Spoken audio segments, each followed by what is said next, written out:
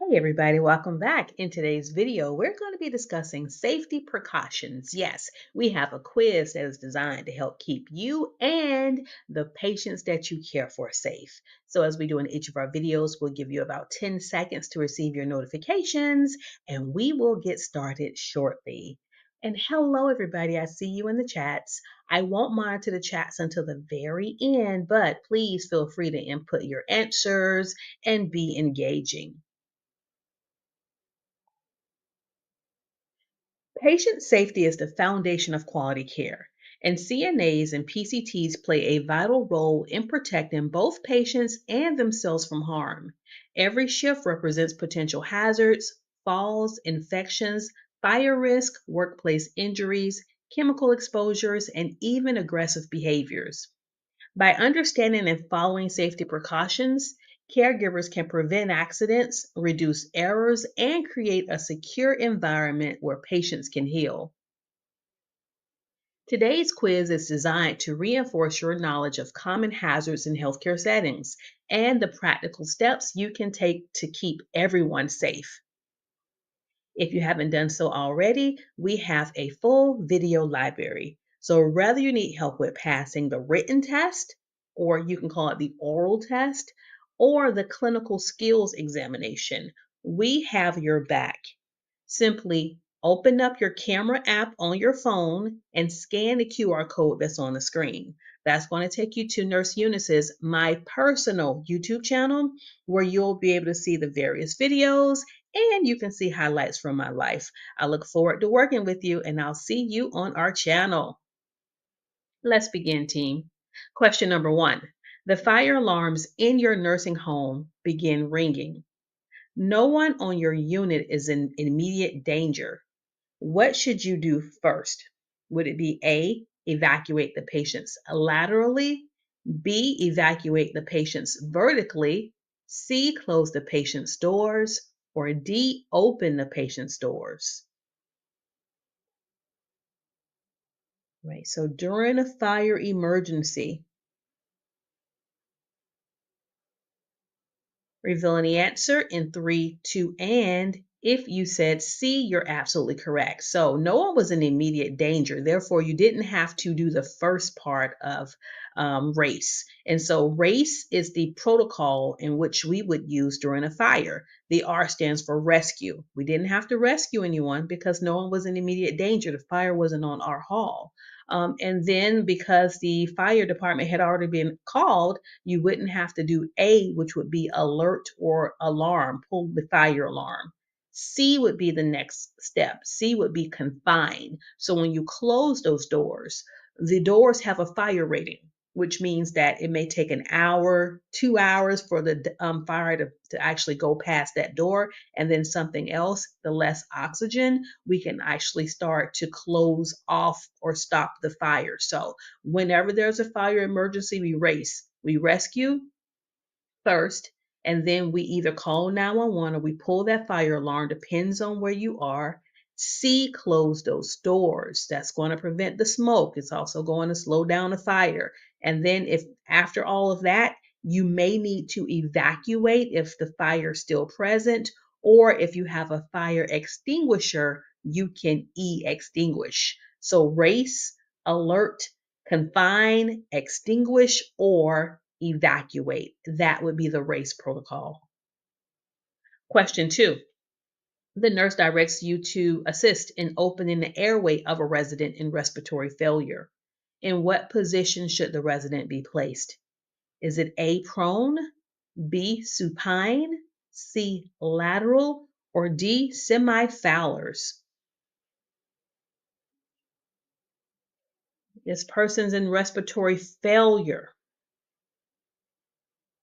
So yes, if you chose supine, you are correct. So when a person is in respiratory distress, we sit them up in order to help open their airways. But when they're in failure, they're probably about to be intubated. We're going to have to give them supplemental oxygen using a bag mask device. So the answer is B. The resident should be placed on his or her back, and you're going to remove the pillow. And as you see in the image, whenever respiratory therapist or the nurse is using the resuscitator bag or the back mask device, the head of the bed must be flat. That is referred to as the supine position. Question 3. A post-stroke patient is eating dinner. The CNA notices the patient coughing and pocketing food in their cheek. What is the best response? A, encourage the patient to continue eating slowly. B, offer the patient water to wash food down. C, stop the meal and report the findings to the nurse immediately. D, place the patient in bed and elevate the legs.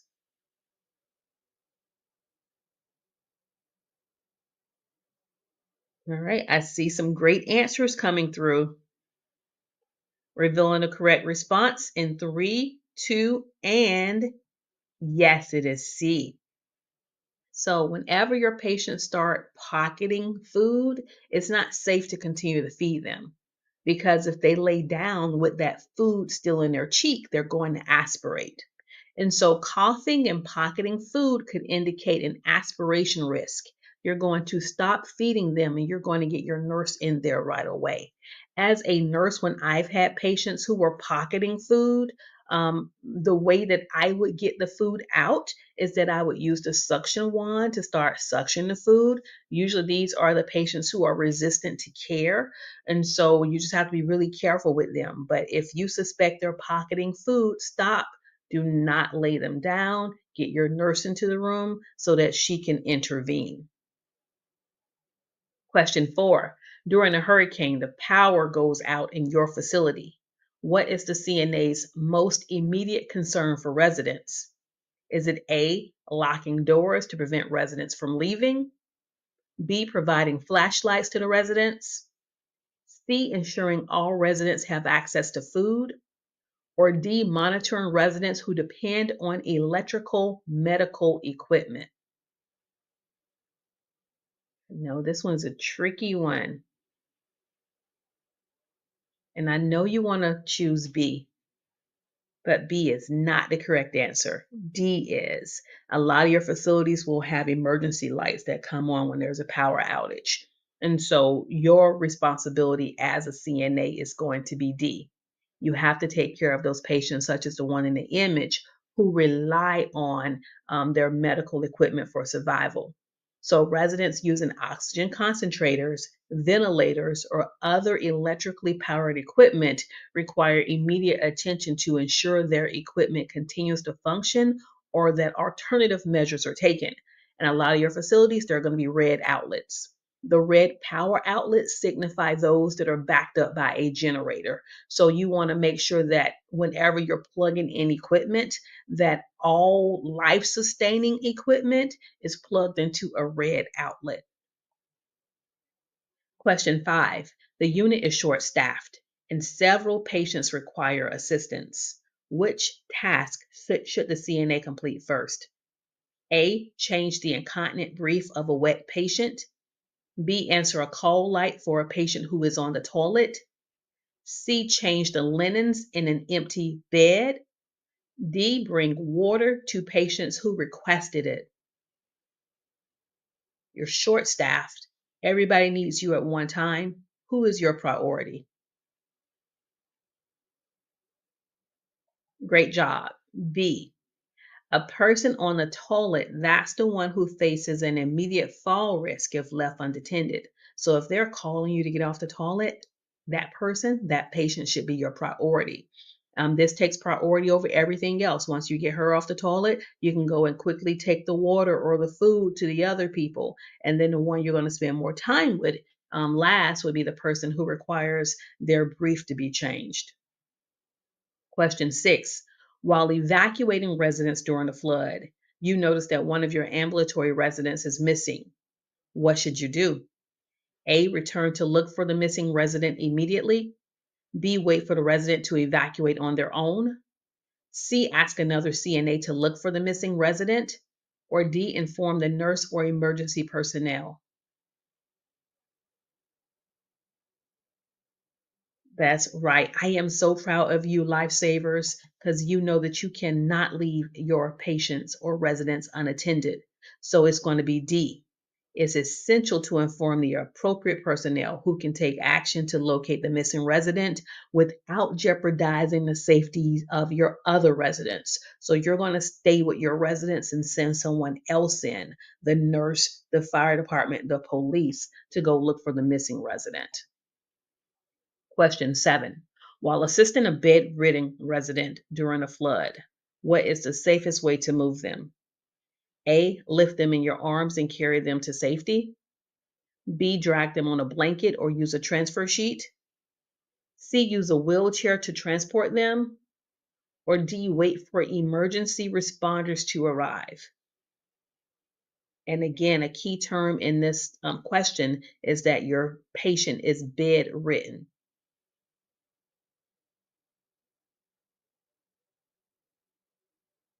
All right, I do see some varying answers coming through, but we will reveal the correct response in 3, 2, and yes, it is going to be B. You're going to drag them using a blanket or a transfer sheet. That will allow you and a team member to safely move them. This person probably doesn't have the core strength to sit into a wheelchair. So when someone is bedridden, maybe they're contracted, maybe they're unable to sit up because they're paralyzed, they don't have the musculature. You'll probably have to do a transfer sheet, or if you have a stretcher or a gurney nearby, you can transfer them to the stretcher. Question 8. An 82-year-old patient with a recent hip fracture is prescribed a sedative at bedtime. During night rounds, you find the patient attempting to climb out of bed. What is the priority CNA intervention? A. Ask the nurse to administer another sedative. B. Reinforce side rails and leave the patient in bed. C. Activate the bed alarm and remain with the patient until the nurse arrives. D. Place the call light within the patient's reach and leave to get the nurse.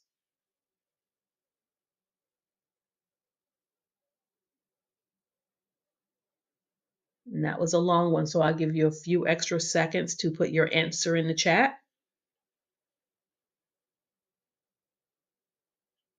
All right, revealing the correct response in 3, 2, and yes, it is C. Look, you would not be asking a nurse to give a confused person who's already received a sedative more sedatives.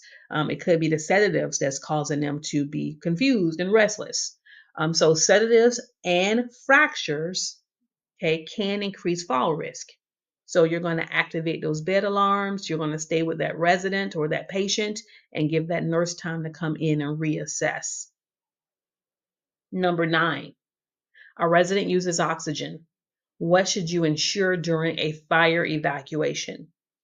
A, their oxygen tank is immediately turned off. B, they have enough oxygen for the duration. C, their tank is placed near the fire extinguisher. D, their tank is left in their room.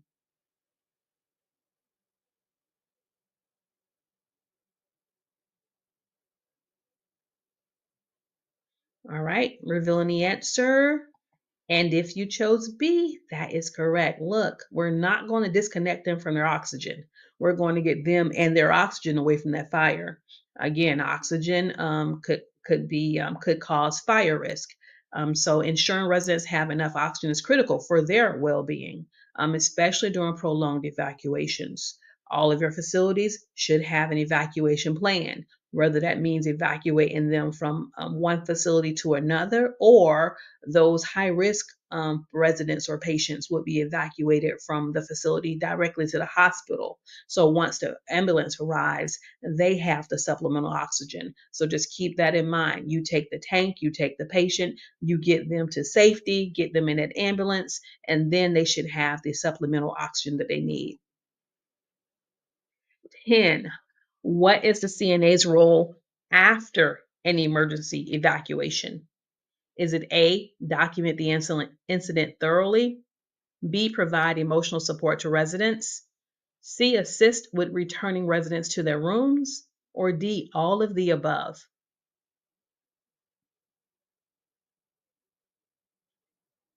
Great job, team. Yes, it is D, all of the above. And here's your rationale. CNAs play a vital role in documentation, emotional support, and resettling residents after emergencies. During an emergency, you more than likely will not be documenting on the computer. You're going to be documenting on paper. So make sure you keep all your paper documentation, try to keep it secure, and then you'll be inputting the vital signs, the patient's condition, all of that upon return to the facility. 11. A patient clutches their throat but is coughing effectively. What should you do? Is it A, encourage coughing and stay nearby? B, start abdominal thrust? C, pat the back forcefully? Or D, leave the tray and call from the hallway?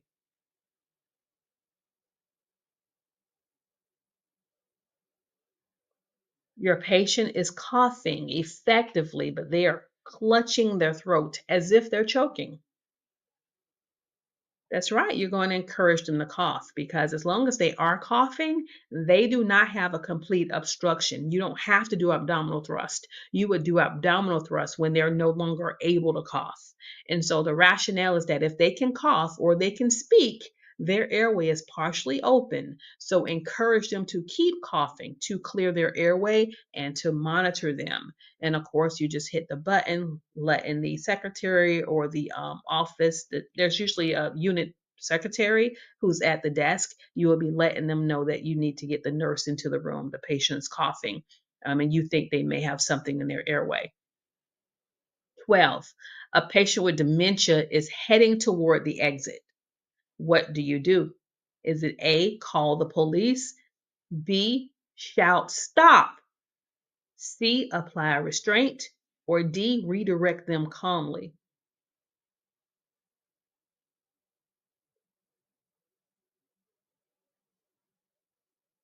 I know you want to shout at them, but that's going to scare them. So don't shout at them. Instead, what you're going to do is D. You're going to provide gentle redirection, which will help to de escalate and maintain dignity and safety. So go back, get Miss Gertrude away from that door, and just redirect her and say, "Hey, Miss Gertrude, it's time for bingo," and take her to the activities room instead. 13. After a fall, patient insists they are fine and tries to stand. What should you do as the CNA? Is it A, walk the patient back to their bed immediately? B, check for injuries and notify the nurse before moving? C, leave the patient alone until the family arrives? Or D, encourage them to keep walking? Yep, encourage your patient to walk it off after a fall. Do you think that's going to be the best answer? Absolutely not. So the best response is going to be B. All right, so they fail and now they're trying to sit up, but you need to do an assessment. And so it's not like a full head to toe assessment where you're wasting a whole bunch of time. You're assessing for bleeding because if they're bleeding, you need to be applying pressure. And of course, you're calling out for your nurse. You will not be moving them without your nurse being present. 14. You hear an announcement in your nursing home. It states, Dr. Storm, Dr. Storm. Dr. Storm is your nursing home's code word for immediately implementing emergency tornado measures. What should you do? A, move the patients to the top floor to avoid injury. B, open all of the windows to decrease the air pressure. C, pull the fire alarm so all the residents know that there is an emergency. Or D, move all residents into the hallway.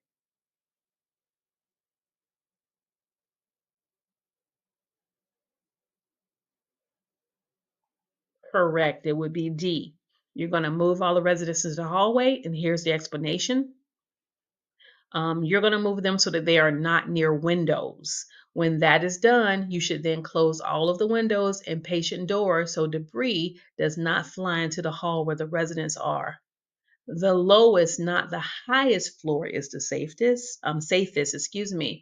And then also fire alarms are only for fires. And so the reason why you all said Dr. Storm was so that you wouldn't alarm all of your residents. So if you pull the fire alarm, you're going to scare your residents. So don't pull the fire alarm. Just gradually start bringing them into the hall, close the door, and keep following that process and go room to room, get all of your residents into the hallway. And if you can also give them blankets, that way, if one of the doors somehow does come open, you can shield them with the blanket. 15. During shift report, which patient should be monitored closely for falls? Is it a patient with family at the bedside? B, a patient who receives Tylenol? C, a patient with a new diuretic medication? Or D, a patient reading in their chair?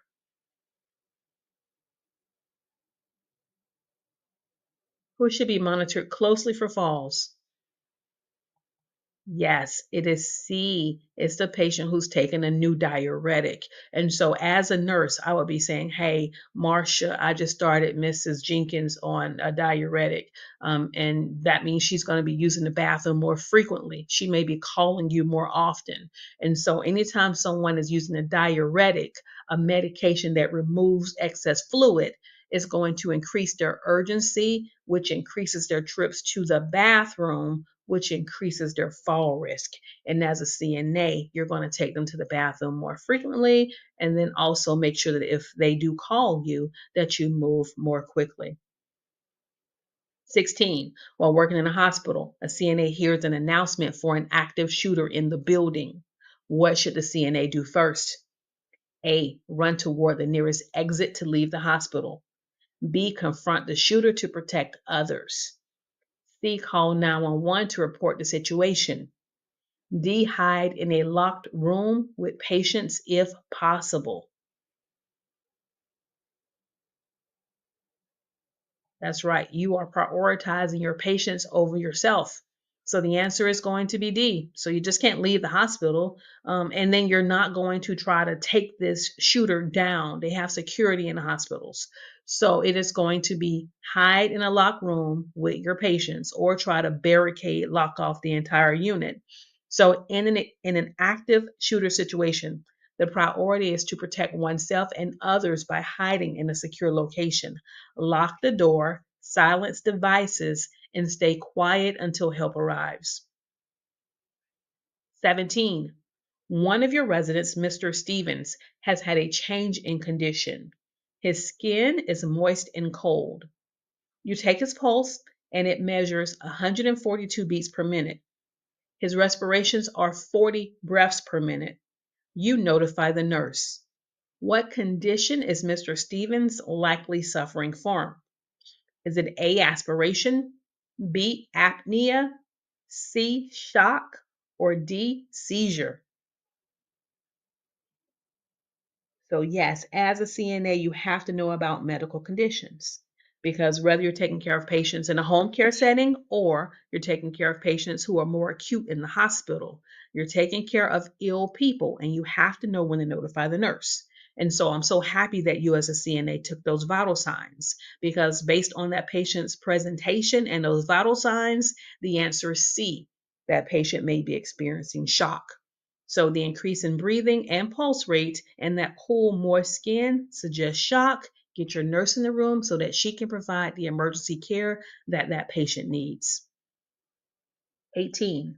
Which action best helps to, sorry, let me repeat that. 18. Which action best helps a CNA prevent a patient with IV fluids from falling? Is it A, disconnect the IV before walking the patient? B, walk without the IV pole? C, secure tubing safely before ambulation? Or D, wait for the nurse to assist the patient?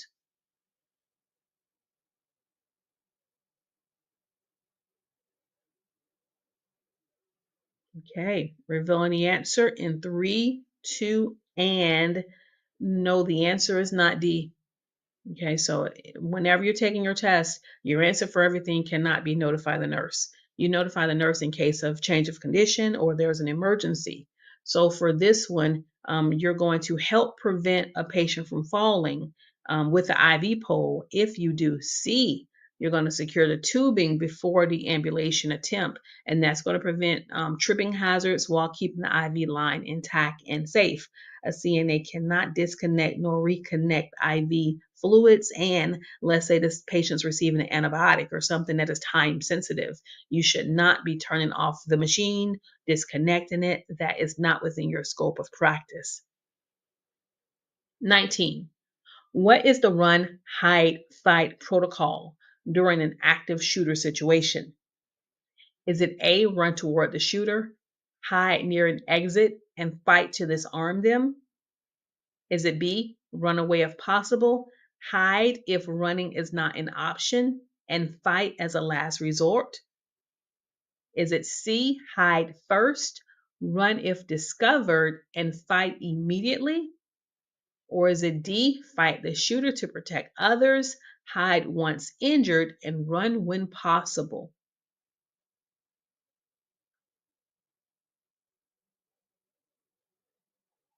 Yes, the answer is B.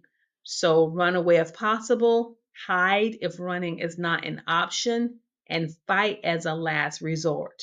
So the run, hide, fight protocol emphasizes prioritizing personal safety by fleeing first, hiding if escape is not an option, and only fighting as a last resort to save lives. Remember, you are not a first responder in most cases. In the ER, they have security. There's usually security in your facility. So I need for you to keep safe. And yes, there has been an increase in violence in healthcare settings. So always try to run first, protect yourself. Because if you actually do have to fight and you injure someone, you may have to explain that to the board. So it's a double-edged sword for us healthcare providers. Unfortunately, people feel as if they can abuse us and hit us, but when we hit someone back, then that would be assault. So be very careful. But at the end of the day, I'd rather have you alive to tell the story. So run, hide, and fight if you have to. 20. Mr. Allen is independent for ambulation. Mrs. Wilson is partial weight bearing and uses a wheelchair. Mr. Berry is bedbound and cannot transfer or move independently. You must evacuate your unit. None of the residents are in immediate danger. Who should you move second? Is it Mr. Allen, Mrs. Wilson, Mr. Berry, or is it D? Any of the residents can be moved second.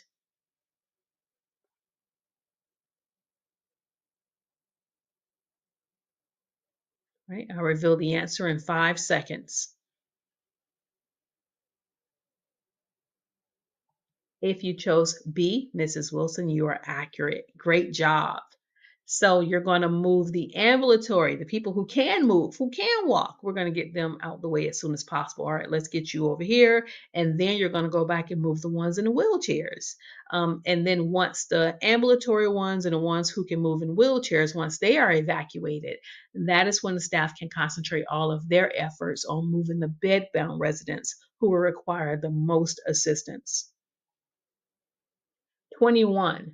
Which dialysis effect directly raises fall risk? Is it A, improved appetite, B, increased urine output, C, stronger mobility after the session, or D, fluid removal and muscle cramping?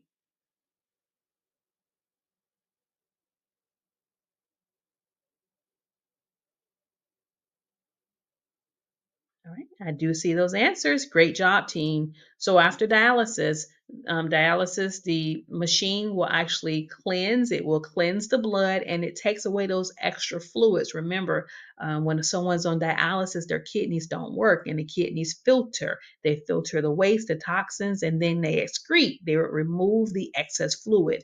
And so now we have a machine that does that on behalf of the patient since their body can't do so.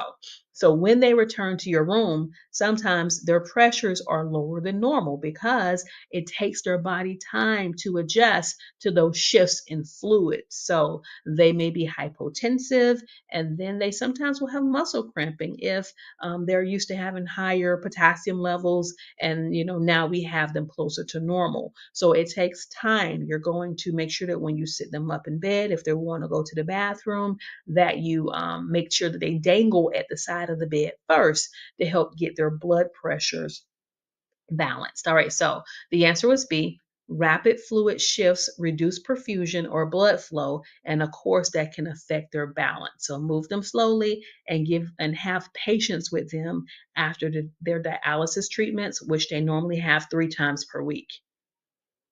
22. After a fall, a patient hits their head on the floor but says, "I feel fine." What should the CNA do first? A. Check for bleeding or swelling and keep the patient still. B. Immediately notify the doctor.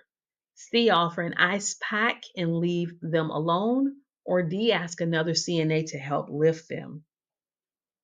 And this one should be super easy for you all.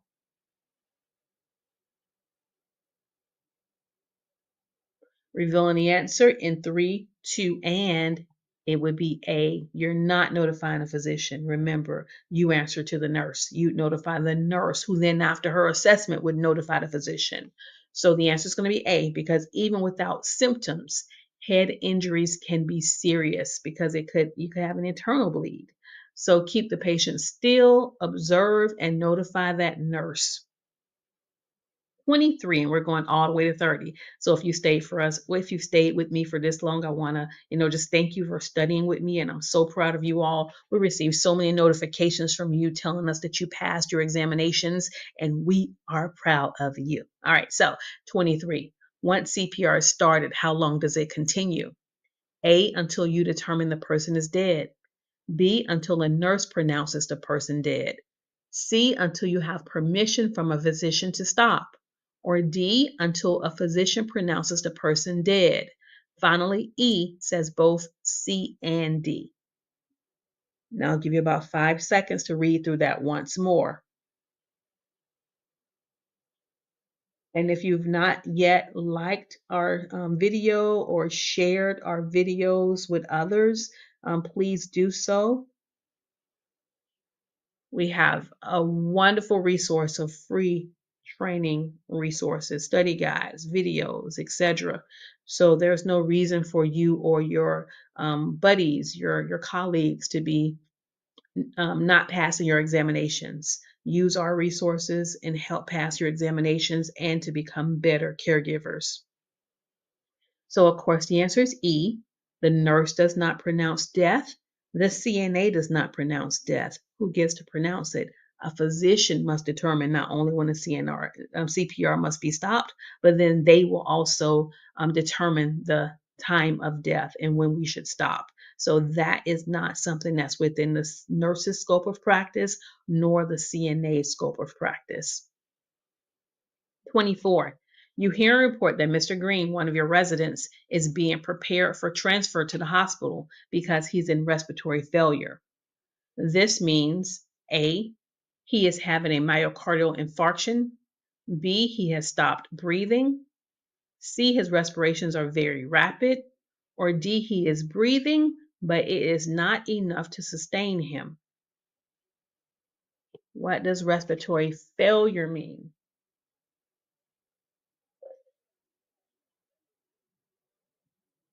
That is right. It is D. Respiratory failure can occur with hypoventilation, they're breathing too slowly, or hyperventilation, they're breathing too rapidly. If either condition results in insufficient breathing, either condition can result in insufficient breathing that is not sufficient to sustain life. And so a person who is not breathing at all, that would be respiratory arrest. And then finally, the reason that the answer was not A is because a myocardial infarction does not have anything to do with the pulmonary system in this for this particular question. Myocardial infarction is a heart attack. And so, yes, a patient may have to be transferred out of your facility if they're having a heart attack, but this one specifically, the key term was respiratory failure. So they were talking about the pulmonary system. While there will not be any true or false questions on your state examination, I have included one here. So, true or false, in severe heat waves, elderly patients are more vulnerable to dehydration and heat stroke, even if they are indoors. True or false?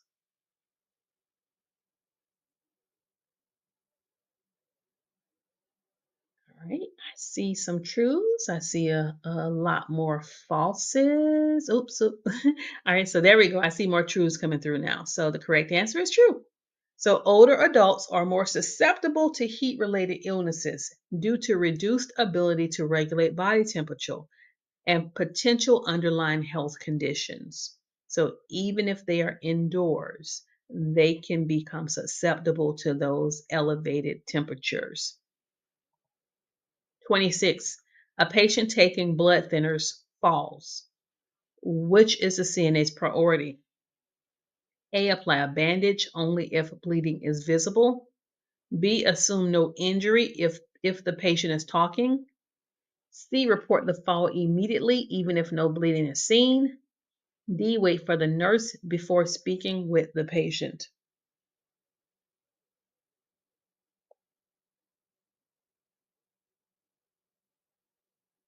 Yeah, you have it. It is C.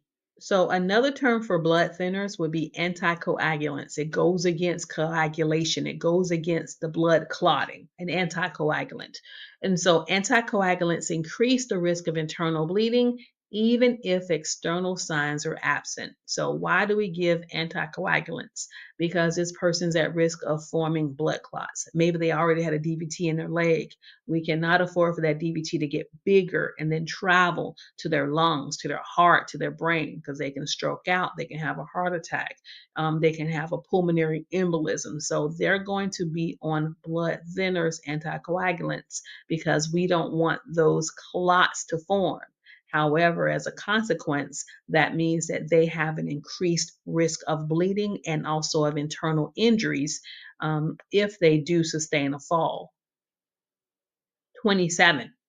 A homeless patient is being discharged from the hospital and does not have shoes. What is the CNA's best action to help ensure safety upon discharge? Is it A, provide non-skid socks only and send the patient out?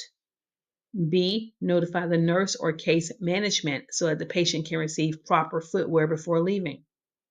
C, escort the patient barefoot since discharge orders are complete? Or D, document the patient refuse shoes and continue discharge? All right. And so, what are your obligations as a CNA? Your obligations don't stop when the patient has a discharge order. So, yes, it's going to be B. Hey, you're in a personal belongings bag and you're like, where are their shoes? And they don't have any shoes. So, before you can discharge that patient, because we have to discharge them safely, you're going to notify that nurse who will more than likely notify the social worker or the case manager. Sometimes there's a lost and found area. They may have shoes there that fit that patient. But your role as the CNA is to advocate for the patient by reporting the concerns so that we can actually discharge them safely and provide them with community resources if needed. 28. A CNA raises all four side rails on a confused patient's bed to prevent falls. Why is this unsafe? A. All rails up can be considered a form of restraint. B. It makes the patient restless. C. The nurse did not give permission. Or D. It makes the bed too heavy to move.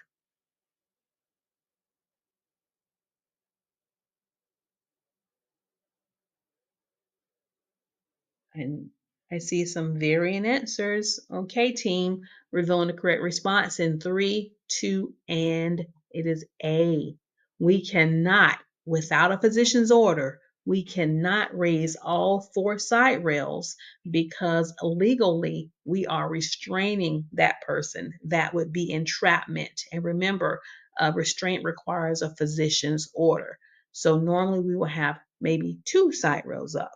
But if you are raising all 4 side rails, you need to be getting that nurse in that room right away because she has to document what has occurred, and we're going to stay with that resident until we get that order from that doctor in order to have those 4 rails up. But we can also use things like bed alarms. We can have a sitter go into the room. So there are alternatives to restraining a resident. 29. Which patient would benefit from one raised side rail? Is it A, a confused patient trying to climb out of the bed? B, a patient immediately post-surgery with IVs? C, a patient on seizure precautions? Or D, a patient who needs support when turning or repositioning?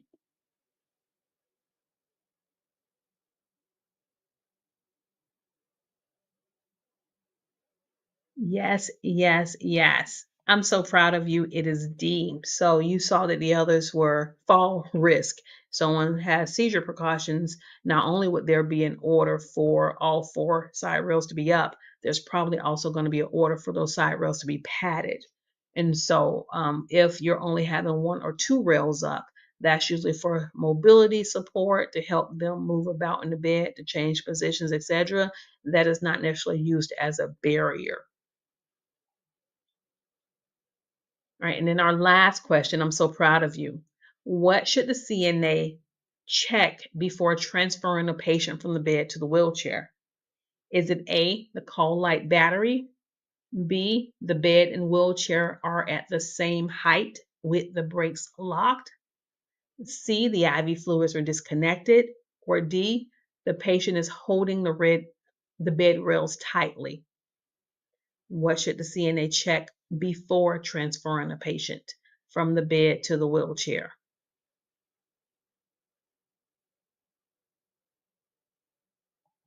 Absolutely correct. It would be B. The matching height plus the lock brakes ensure smooth transfers that are safe, not just for your patient, but also for you. So I want you to remember that you're doing things the right way. You're learning communication, you're learning these skills. You are in a race, a competition with no one except for yourself. So don't race off to nursing school if you don't understand the basics, because we're seeing too many nursing new grads who are not able to get jobs because they're not even a CNA. They're not even working in the facility. So you doing this the right way.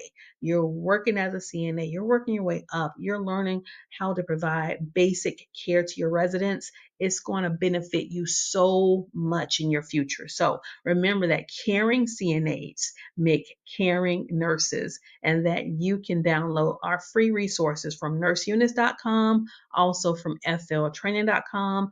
Like, share, and subscribe to our channel. And guess what? Great job, lifesavers. We appreciate you so much, and we will see you in the next video. I'll stay around a few moments to read the comments in the chat.